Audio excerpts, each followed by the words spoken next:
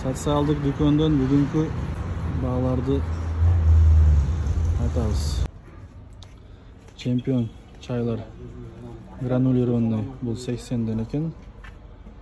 Бул чемпион 100дөн. Анан байжанын көк чай 60 сомдон, кара чай бул 65ден.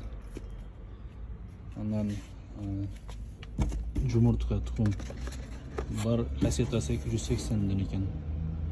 Бөлгөндө ошо 9,5 сом, 9 сом туура келип калат. Но Пемис 40 сом, но Миф 60 сомдон. Анан бул порошоктор Шасте Нянь дейт. Бул 120дан.